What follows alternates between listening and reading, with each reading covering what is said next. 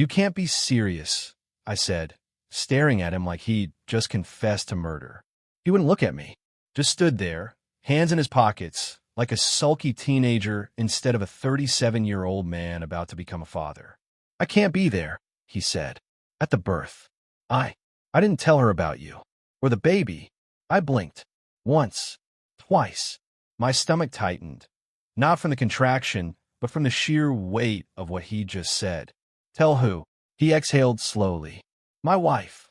And just like that, 4 days before I was supposed to become a mother, the man I thought would be in the delivery room holding my hand told me he'd been lying for 2 years, and he wasn't coming. So for context, I, 23, female, met Jake, 37, male, about 2 years ago at a small concert downtown. I wasn't looking for anything serious at the time, but he was charming in that tired, slightly broken way older guys sometimes are, and before I really knew it, we were us. He told me up front he had 2 kids from a previous marriage. Divorced, he said, almost casually, like it was ancient history. And honestly, I didn't pry. I figured if someone tells you they're divorced, that's not exactly something you fact-check on a first date. I was 21, still thinking people mostly told the truth unless they had some giant neon sign over their head saying otherwise. The long-distance thing wasn't ideal. He lived 2 hours away, but we made it work. Long weekends, phone calls that stretched into the early mornings, random flowers showing up at my door. It felt real, grown up, like I wasn't just some college kid anymore, fumbling through hookups and ghosted texts. When I found out I was pregnant, I was terrified. I called him sobbing at 3 a.m., half expecting him to bail. But he didn't. He said he loved me, said he wanted this. He talked about moving here, getting a place together, starting fresh. I still remember how he said it. It's going to be you, me, and the baby. Our little family. I've never been more sure of anything. And I believed him. God, I believed him. I threw myself into prepping for this new life. Baby clothes folded in neat little stacks. A crib that took me and my best friend 5 hours to put together because Jake was still sorting out stuff back home. A shelf of parenting books that made it all seem doable, even exciting. He was supposed to move in a month ago. COVID delays, he said. Can't get everything lined up yet. I gave him the benefit of the doubt. Everyone's lives were a mess with the pandemic. Why wouldn't his be too? But something started gnawing at me this past week. He got distant. Shorter texts. Missed calls. Excuses that sounded just a little too polished. I tried to ignore it. I told myself he was stressed, overwhelmed, scared, all the things I was feeling too. I didn't want to be the crazy, hormonal, pregnant girlfriend clutching at him because I was terrified. Today, though, it hit a breaking point. At my 39-week appointment, my doctor told me I needed to be induced on Monday if the baby didn't come naturally by then. It wasn't urgent, but it wasn't exactly optional either. I texted Jake as soon as I got back to the parking lot. Hey, we have a plan now. Monday induction if nothing happens this weekend. Can you call me tonight? We need to figure stuff out. No answer. 2 hours later, still nothing. Finally, around 9 p.m., my phone buzzed. I almost dropped it fumbling to answer. Jake. There was a pause. A long one. Then his voice, lower and heavier than I'd ever heard it. I need to tell you something, and you're going to hate me. My stomach twisted. Okay, I said, my voice already shaking. I'm not divorced, he said. I'm not even separated. I'm still married. The world tilted sideways. At first, I didn't even know what I was hearing. I thought maybe he meant like technically married, but estranged. Maybe it was complicated, but no. He hadn't told his wife anything. About me. About the baby. About us. He wasn't planning to move here. He wasn't planning anything at all except keeping me hidden. I feel trapped, he said. I didn't mean for it to get this far. I think I laughed. It was a short, ugly sound like air getting punched out of me. You didn't mean? I repeated, my voice going up an octave. You're telling me 4 days before I give birth that all of this was some kind of accident. He started to say something else, but I hung up. I sat there for a long time after, in the half-dark of my living room, staring at nothing. I could feel my baby kicking a soft, stubborn thump against my ribs, and I thought, you're real. We're real, even if he isn't. The silence in the apartment was so loud it hurt. Edit. Thank you to everyone demanding me advice. I'm reading every comment, even if I don't reply. I'm still so stunned and tired, but your kindness means more than you know. I didn't cry. Not yet. It was like my body knew it had to hold everything in until after.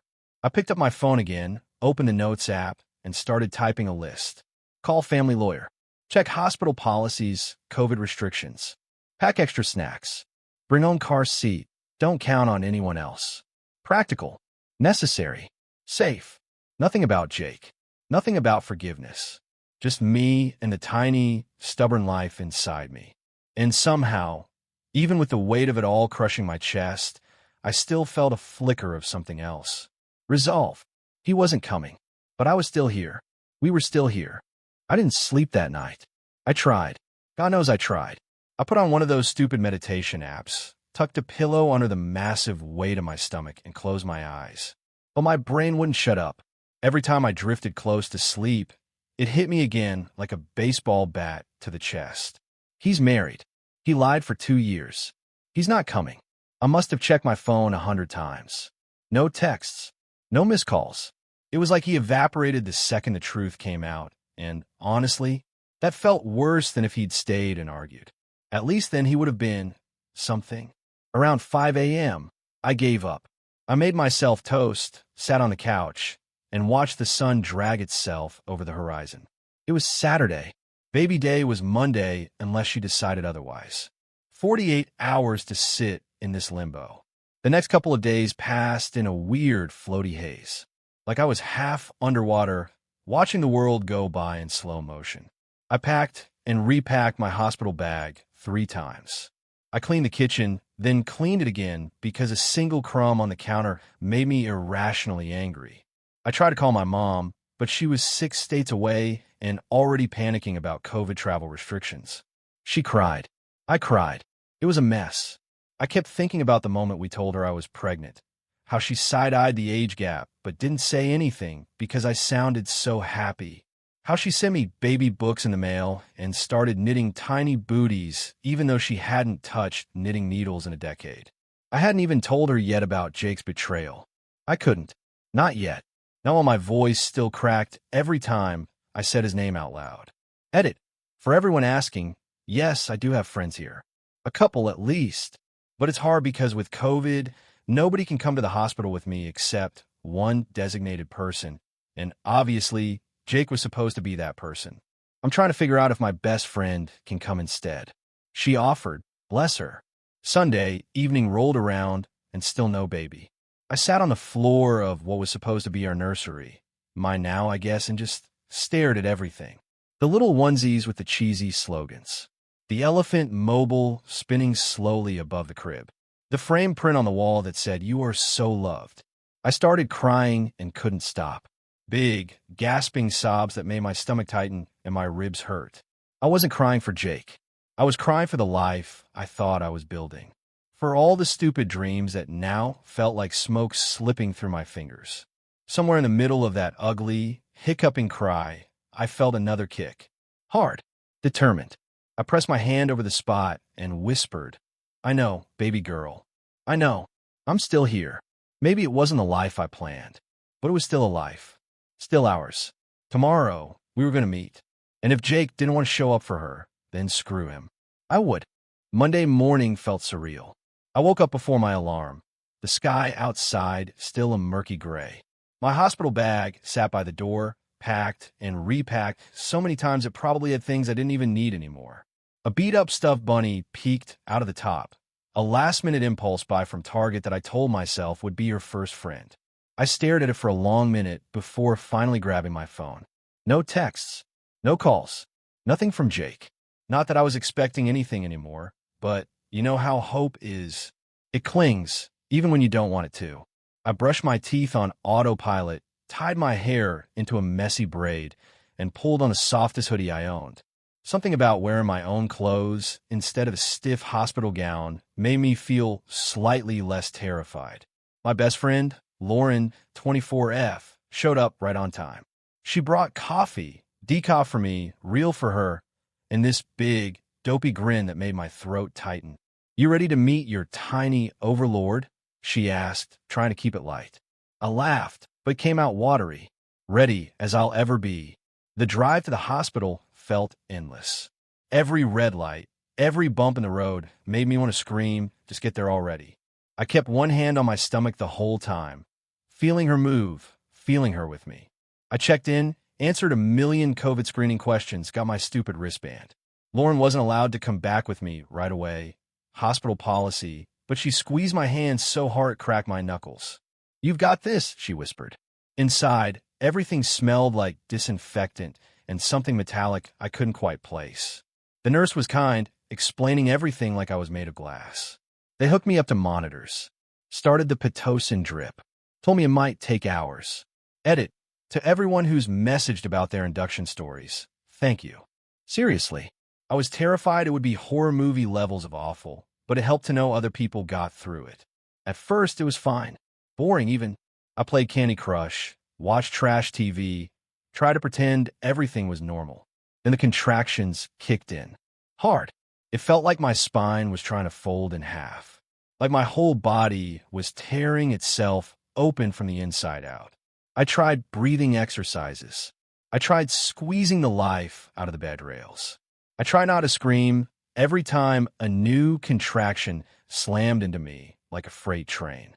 Somewhere between sobbing and vomiting into a little plastic bag, I begged for the epidural.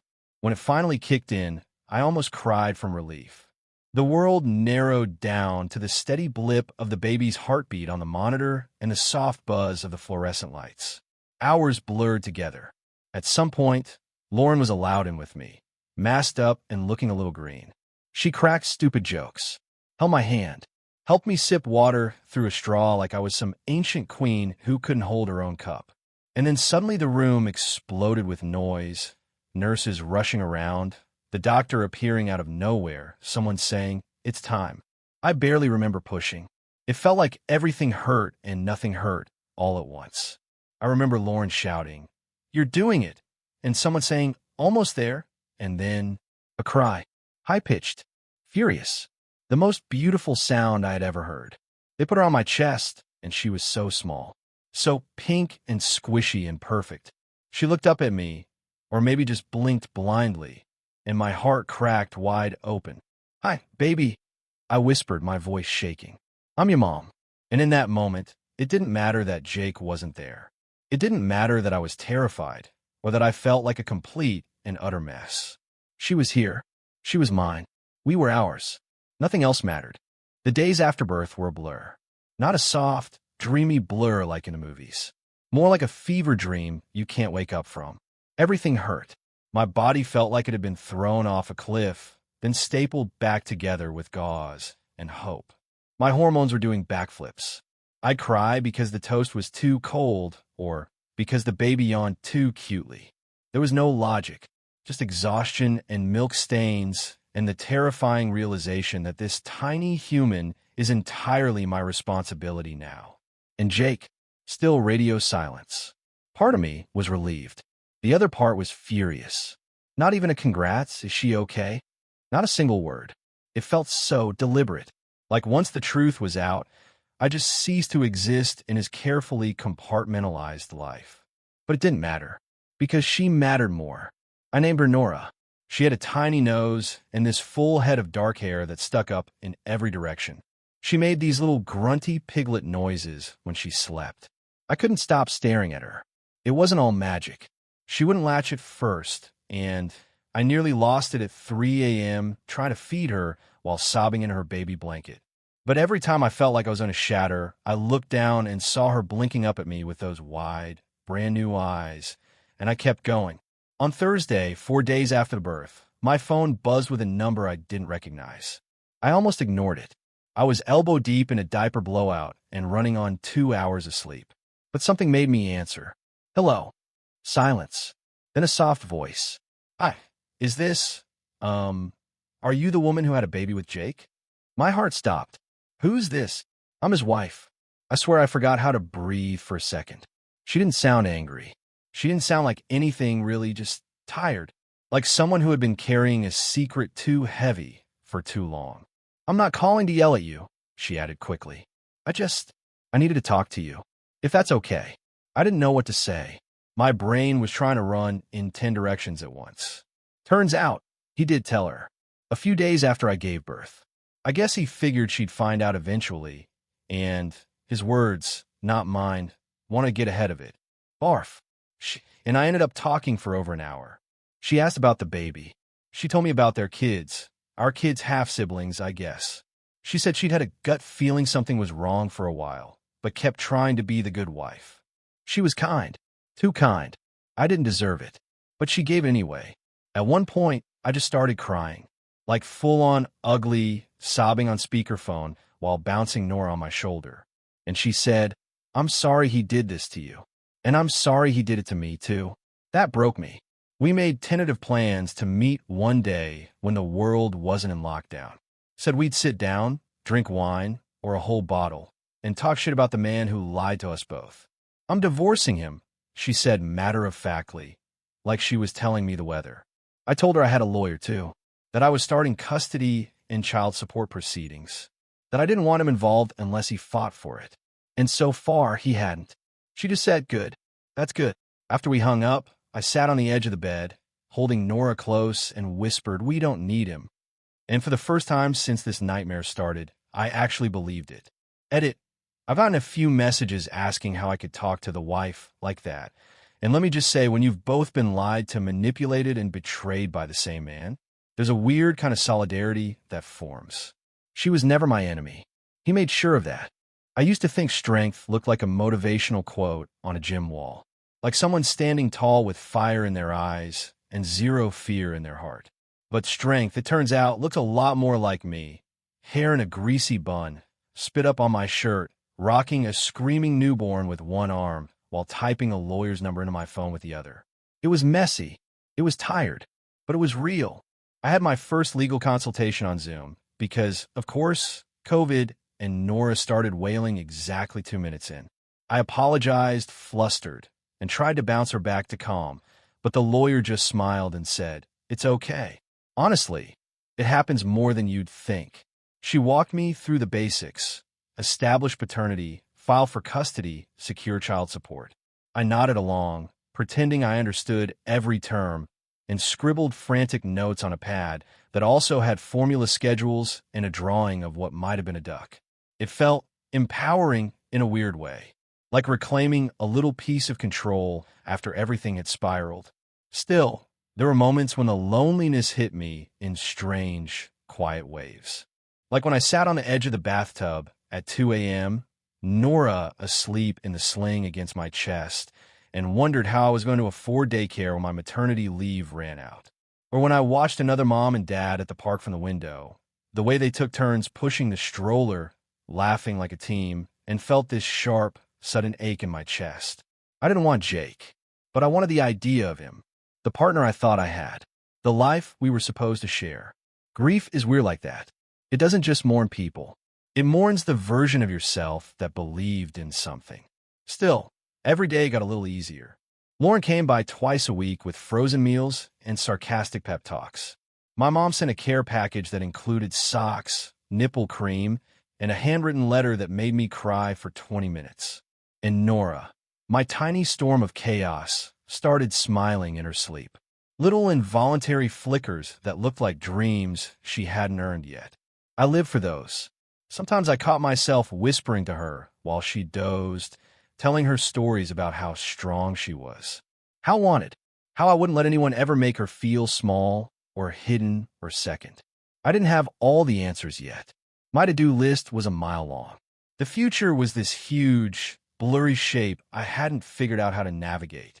But I had her, and that was enough to keep moving. It came on a Thursday, a plain white envelope wedged between pizza coupons and a reminder from my OB-GYN. No return address, just my name, my full name, in a kind of rushed, uneven handwriting that made my stomach clench before I even opened it. Jake. It had to be. I stood at the kitchen counter with Nora in the baby wrap, suddenly too afraid to breathe. The apartment was quiet except for the hum of the fridge and the soft snuffling sounds she made in her sleep. My hands were shaking. I opened the letter. I know I don't deserve to say anything, but I didn't want to pretend like she didn't exist, or that you didn't. I panicked. I messed everything up. I'm sorry. I don't know what kind of father I'm capable of being. I don't know if you'll even let me try. But I'm here if you want to talk. Even if you don't, I just wanted to say it. I'm sorry. That was it. No contact number. No email. Just that single page, folded once, like he was scared of leaving any bigger mark. I stood there staring at it for a long time, waiting to feel something. Anger. Relief. Closure. Anything. But mostly, I just felt tired. He waited 6 weeks after she was born to say anything. No hospital visit. No, how are you doing? Not even a text. And now this? A letter. Like we were pen pals in a sad novel instead of two people bound by a child. Lauren said I should burn it. My mom said I should keep it just in case. I ended up stuffing it into a drawer I rarely open, wedged between expired coupons and leftover birth announcements I never sent out. I didn't reply, because what could I say? Thanks for the vague apology. Here's your daughter's sleep schedule. No, he made his choices. And while part of me always wondered if he'd come crawling back with some grand excuse or romantic redemption arc, the truth was more pathetic than cinematic. A letter barely signed. A man too cowardly to face what he broke. Edit. Okay, so a lot of you are asking if I plan to involve him at all or tell Nora about him. I'm figuring that out with my lawyer, but yeah, I'll eventually tell her the truth in age-appropriate ways. I won't lie, but I won't glorify him either. That night, as I rocked Nora to sleep, I whispered to her like I always did. I didn't talk about him. I talked about her. How brave she was. How loud and stubborn and magical. How she came into the world on a Monday afternoon and saved me from falling apart completely.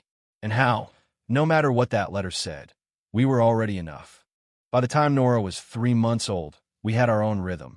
Mornings were a blur of bottles and burp cloths. Afternoons, I'd set her in a bouncer by my laptop and try to pretend working part-time from home wasn't a cruel joke invented by someone who had never met a baby. Nights were unpredictable, but somehow we made it work. I started feeling human again. Got a haircut. Switched from maternity leggings to actual jeans. I even took Nora to a Mommy and Me yoga class, which was less peaceful bonding and more babies crying while moms half-stretch and silently judge each other's diaper bags. But it felt like progress. I was building a life. Not the one I planned. Maybe not even the one I wanted. But it was real. And it was mine. That's probably why it hit so hard when he showed up. It was a Tuesday. I just put Nora down for a nap, and I was elbow deep in a pile of laundry when someone knocked. Not the polite Amazon knock. Not the neighbor's quick double tap. A slow, deliberate knock. My stomach dropped. I peeked through the peephole and nearly choked. Jake, standing there in a hoodie and jeans like he was just dropping by to borrow sugar. He looked older, paler, like life had caught up with him in the worst way. His eyes had this haunted look like someone who'd been living with ghosts. I didn't want to open the door, but I did. He looked at me like I was a stranger, like I didn't know where to start. "Hi," he said. His voice cracked. I didn't know if he still lived here. I crossed my arms. "You didn't know because you never asked." Silence. He nodded, like he'd expected that. Maybe even deserved it. "I'm not here to cause problems," he said. I needed to see her. Just once. I know I don't have any rights. I held up a hand. "Stop." I didn't yell. Didn't cry. Didn't crumble. I just stood there, grounded in the hallway where we used to talk on the phone late at night, planning a future that never existed. "You don't get to walk in and ask for a piece of her," I said. "You mail me a letter like a breakup note and disappeared. You made your choice." He swallowed hard. "I know. I screwed everything up." "Yeah," I said. "You did." He looked past me, like maybe he'd hear a baby cry or see a shadow move. But Nora was asleep, blissfully unaware that the man outside the door was the reason her mom flinched when someone said partner. "I don't hate you," I said finally, "but I don't trust you, and I'm not going to let you hurt her the way you hurt me. So if you want to be involved, you talk to my lawyer. You do it right, or you don't do it at all." He nodded slowly, took a step back. "I'll do whatever it takes," he said. I didn't answer. I just closed the door. Not slammed, not angry, just closed. He never called the lawyer. I waited a week, then 2. Checked my email every day like I was expecting a summons or some official notice that Jake had finally decided to step up. But nothing came, and I wasn't surprised. Disappointed? Maybe, but not in a way that broke me anymore. I think part of me had already said goodbye. The knock on my door just made it official. I focused on Nora. She was learning to hold her head up, babbling nonsense syllables like she had a secret language. She smiled more now, the real kind, and every time she looked at me like I was her entire world, I felt something shift. Something like peace. I started walking again, just around the block at first, then farther. It felt good to move, to feel the sun on my face, to push her stroller down streets that had once felt heavy with memory. One afternoon, I stopped at a little coffee shop I used to go to all the time before Jake. Before baby. Before everything. The barista recognized me. "Long time no see," she said with a smile. "Is that your baby?" I nodded, brushing Nora's fuzzy head with my palm. "Yeah, this is Nora. She's beautiful," the barista said. "Looks like a fighter." I don't know why, but that hit me right in the chest. A fighter. She was. And so was I. I sipped my overpriced iced latte, sitting outside in the sun, watching people pass by like nothing in the world had changed. And for once, I didn't feel like a fraud pretending to be okay. I was okay. Not perfect, not healed, but getting there. I thought about writing Jake a letter back. Not out of hope or anger, just closure. Something short. A final full stop at the end of a sentence that had dragged on too long. But I didn't, because I realized I didn't owe him anything. Not my story, not my time, not even my silence. He chose to disappear, and I chose to live. We kept it simple. Just me, Nora, and Lauren. A tiny cake with pink frosting, some paper streamers taped above the window, and a Polaroid camera that barely worked. I didn't want a big party. I wasn't ready for that kind of noise. But I wanted something to mark the moment. 1 year. 1 whole year since I'd been split open, body and heart, and stitched myself back together with spit-up cloths and legal paperwork. 1 year of feedings, of first steps, of staring into this tiny person's face and trying to believe I was enough. And now here she was. One chubby hand smacking the high chair tray, frosting smeared across her cheek, eyes lit up like she'd just been handed the keys to the universe. Lauren handed me the candle. "Make a wish for her," she said. I almost laughed. I hadn't thought about wishes in a long time. I stuck the little wax one into the cake, lit it, and stared at the flame. What I wished for. Not for Jake to come back.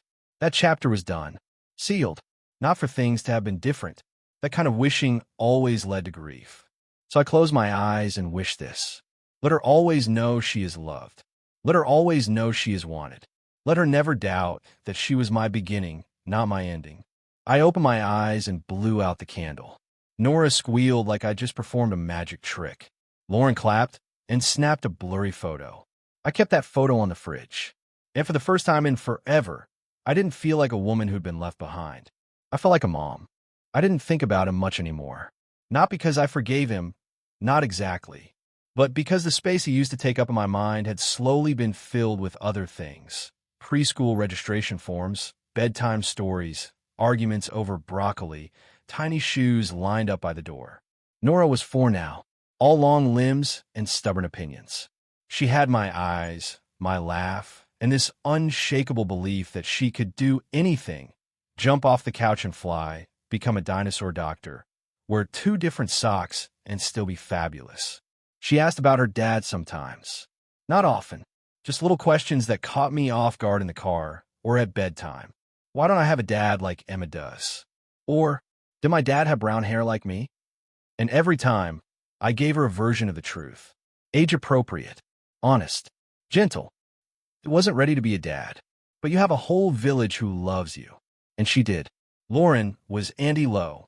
My mom visited twice a year with bags of books and mismatched outfits. Her teachers adored her. Our neighbors let her water their plants and gave her popsicles in the summer. She was surrounded. Still, there were moments, quiet, late-night ones, when I'd lie in bed and wonder what it would have been like if things had gone differently. If he'd told the truth. If he'd shown up. If we'd raised her together. But those thoughts didn't sting the way they used to. They didn't weigh me down. They just passed through like wind through open windows. One afternoon, after preschool pickup, Nora tugged my hand and pointed at a woman pushing a stroller across the street. "Mom," she whispered, "that's Emma's dad." I looked, smiled, waved politely. She watched him go, then turned to me. "I think you're better," she said. "Better than what?" "Better than a dad." I blinked. You mean? I don't need one, she said. I have you. I didn't cry. I didn't want to make it a moment she'd have to carry. But later, after bedtime, I sat on the floor beside her messy bookshelf and let the tears come. Because sometimes healing doesn't look like a big revelation or a dramatic confrontation. Sometimes it looks like your kid calling you better. Sometimes it sounds like laughter in a room that used to echo with silence. Sometimes it's just one candle, blown out years ago, still granting your wish. Final update. Thank you to everyone who followed this story. I didn't think I'd ever share it all, but writing it out helped more than I expected. If you're reading this and you're in the middle of your own heartbreak, whether it's love, loss, or something in between, just know it gets better. Maybe not right away, but slowly, quietly, in a little moments. Thanks for reading all of this. It means more than you know.